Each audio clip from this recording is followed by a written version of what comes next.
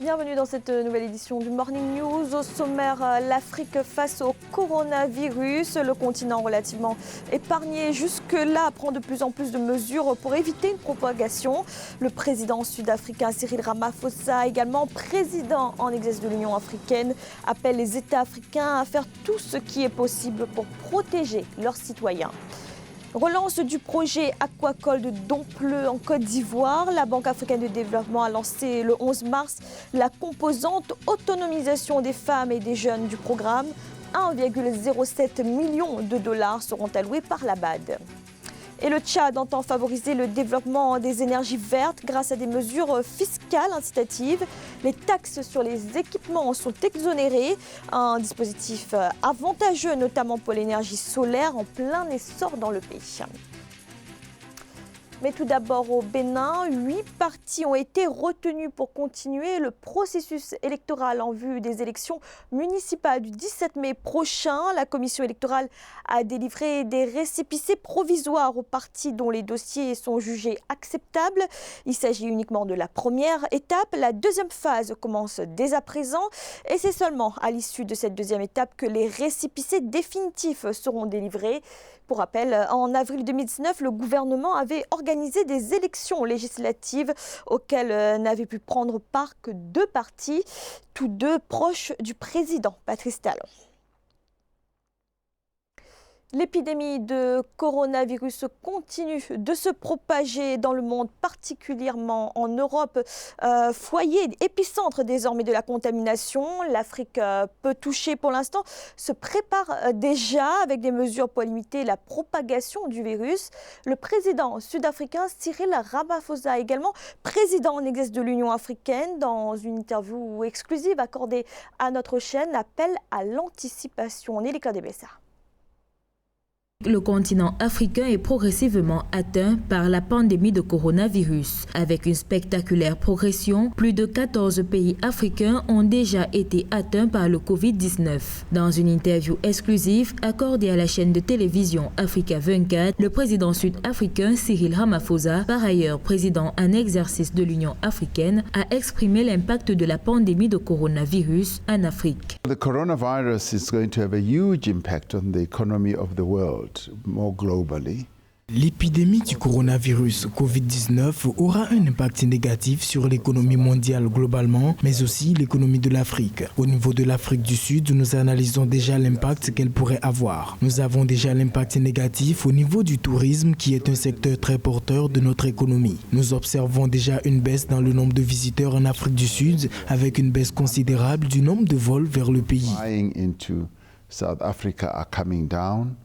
Les pays africains intensifient les mesures de riposte contre la pandémie. Certains ont déjà entrepris de fermer leurs frontières terrestres, aériennes et maritimes avec leurs voisins. D'autres ont limité l'accès des citoyens étrangers issus des pays à risque dans leur territoire. Des mesures qui contribueraient à fragiliser l'économie des pays africains touchés par le coronavirus. Already you can see that the travel to South Africa from Europe is going to be... Déjà, les vols de l'Europe vers l'Afrique du Sud prendront un coup, mais nous prenons des dispositions pour protéger nos citoyens de ce virus. Nous voulons aussi pouvoir contrôler l'impact négatif du virus sur notre économie. Bien que nous savons que notre économie, comme le reste du monde, subira un effet négatif de cette pandémie, car les relations économiques sont conduites par des relations interpersonnelles et interbusiness. Nous devons donc chercher à protéger notre économie, mais nous devons protéger nos citoyens en priorité.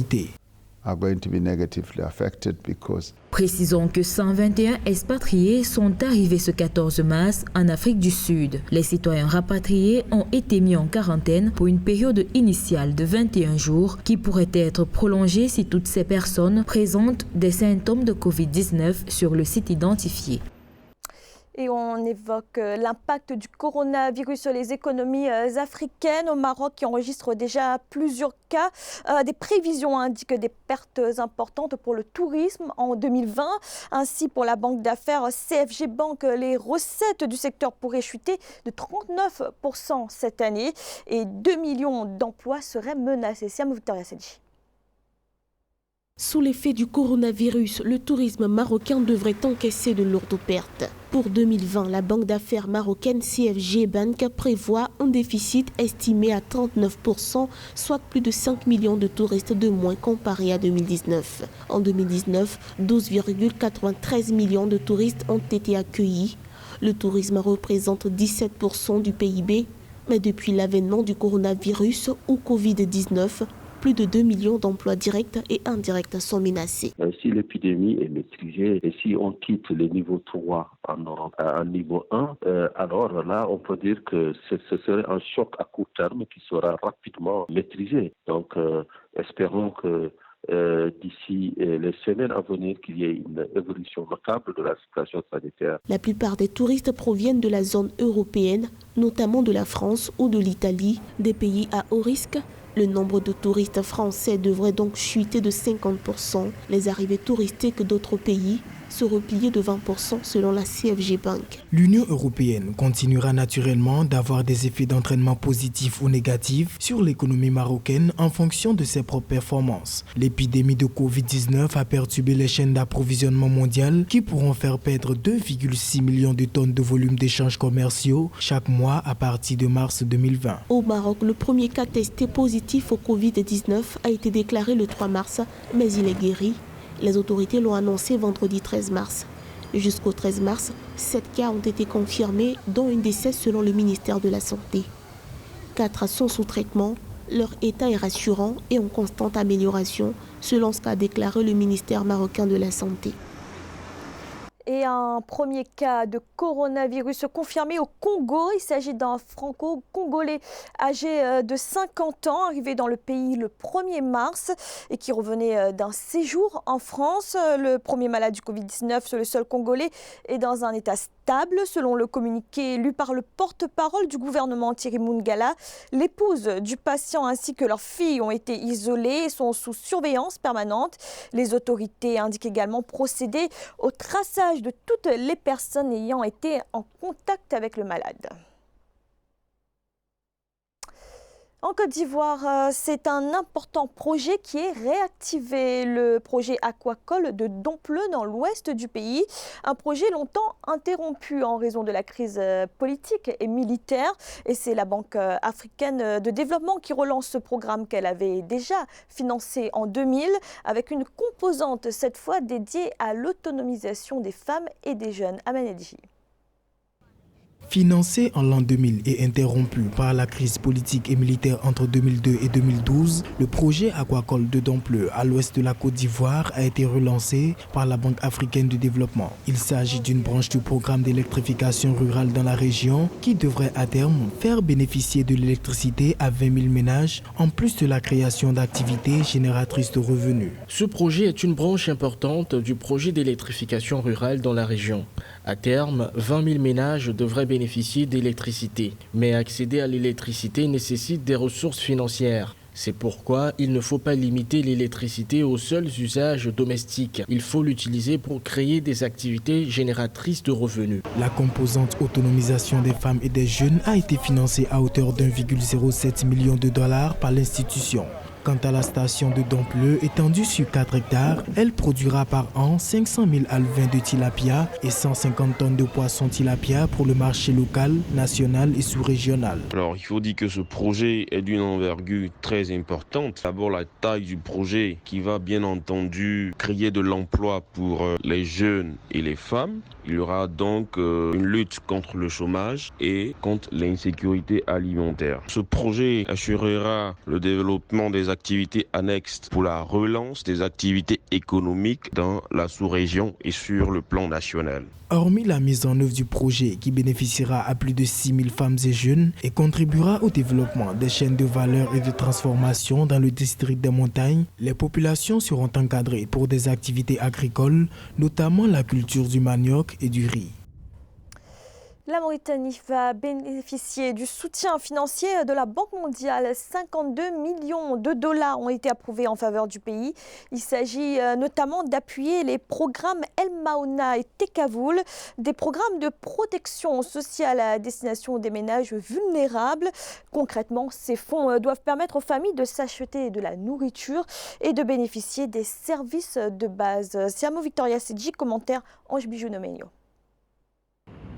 La Banque mondiale a annoncé avoir approuvé en faveur de la Mauritanie 2 dons d'un montant global de 52 millions de dollars. L'institution souhaite aider le pays à lutter contre la pauvreté. Cet appui permettra d'améliorer l'efficacité et l'efficience du système national de filets sociaux adaptatifs. Selon un rapport de l'ONU datant de 2017, les 3/4 du pays vivent dans une extrême pauvreté. Il y a des institutions, il faut qu'elles fassent leur travail parce qu'ils ont des raisons de s'organiser pour produire de la richesse nationale et la distribuer de manière équitable. Il faut qu'ils changent des traditions, il faut qu'ils s'éloignent de l'ancien modèle de non-développement. En 2019, la croissance du produit intérieur brut réel mauritanien avait bondi à 6,7% contre 3,6% en 2018. La Mauritanie demeure pourtant à ce jour dans la catégorie des pays à faible développement humain. D'après le rapport mondial sur le développement humain de 2017, le pays occupe le 157e rang sur 188 pays.